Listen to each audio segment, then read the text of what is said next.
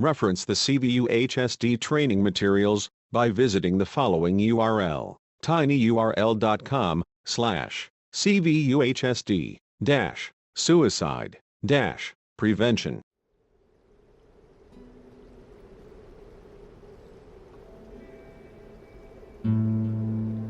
In the United States, more than 34,000 people die by suicide each year.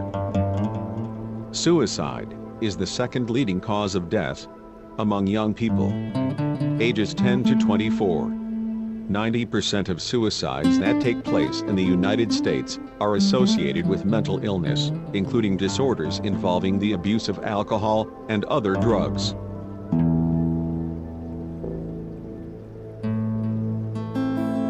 Males complete suicide at a rate 3.6 times that of females. However, females attempt suicide 3 times more often than males. Relative to those younger, rates of completed suicide are highest among the elderly, over the age of 80. The most common method of suicide for all females was poisoning. In fact, poisoning has surpassed firearms for female suicides since 2001. Suicide is a preventable public health problem. The rate of suicide attempts is 4 times greater for LGBTQ youth and 2 times greater for questioning youth than that of straight youth. Suicide attempts by LGBTQ youth and questioning youth are 4 to 6 times more likely to result in injury, poisoning, or overdose that requires treatment from a doctor or nurse compared to their straight peers. In a national study, 40% of transgender adults reported having made a suicide attempt. 92% of these individuals reported having attempted suicide before the age of 25. LGBT youth who come from highly rejecting families are 8.4 times as likely to have attempted suicide as LGBT peers who reported no or low levels of family rejection. 1 out of 6 students nationwide, grades 9 to 12, seriously considered suicide in the past year. Each episode of LGBT victimization, such as physical or verbal harassment or abuse, increases the likelihood of self-harming behavior by 2.5 times on average.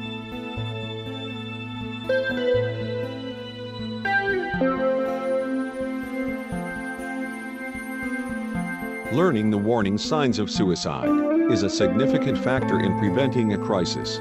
Although emotional ups and downs are normal, sometimes those with suicidal ideation give certain signs or hints that something is wrong. Knowing these warning signs can help you connect someone you care about to support if they need it.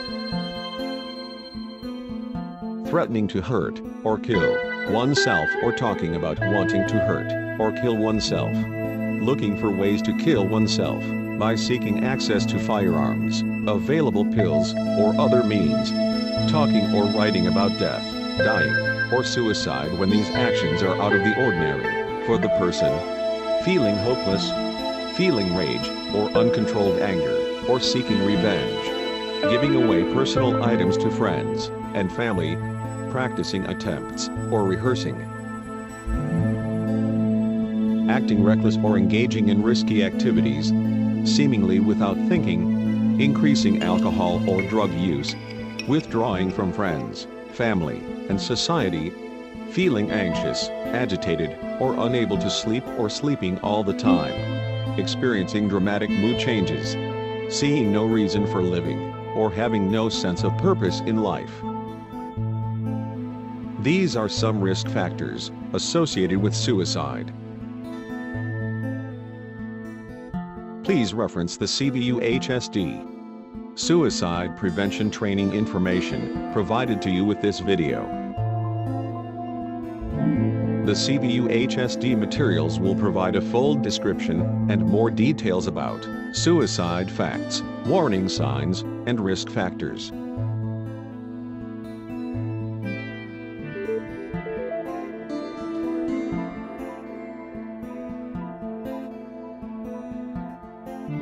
risk of suicide is identified when any peer, teacher, or other school employee identifies someone as potentially suicidal because she or he has directly or indirectly expressed suicidal thoughts, ideation, or demonstrated other clues or warning signs.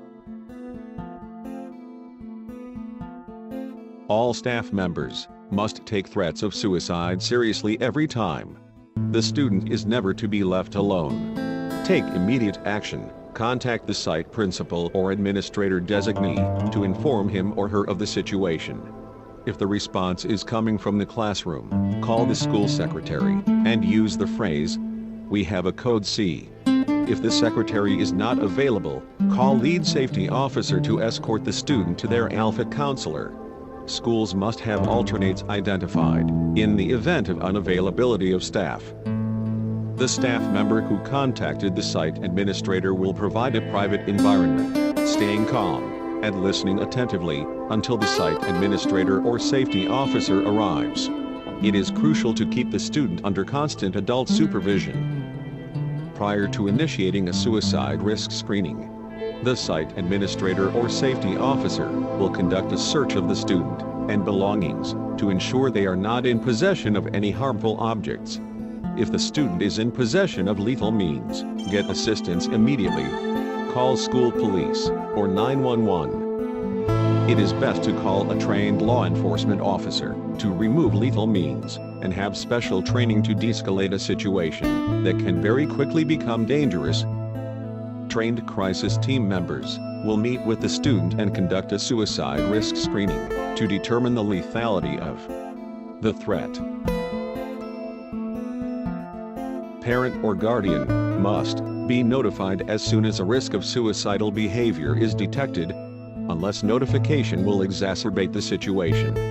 The alpha counselor will act as a support to the student, while the administrator or crisis team member contacts the parents or guardians. Please reference the CVUHSD training materials provided to you with this video for a detailed description of suicide risk screening. This suicide risk assessment flowchart illustrates the necessary steps to take when suicide tendencies have been identified. Reference the CVUHSD training materials for a complete description of this flowchart, as well as information about risk assessment types, documentation, procedures, and additional resources to become familiar with the necessary actions needed in the event of identified suicide tendencies. Reference the CVUHSD training materials by visiting the following URL, tinyurl.com/CVUHSD-suicide-prevention.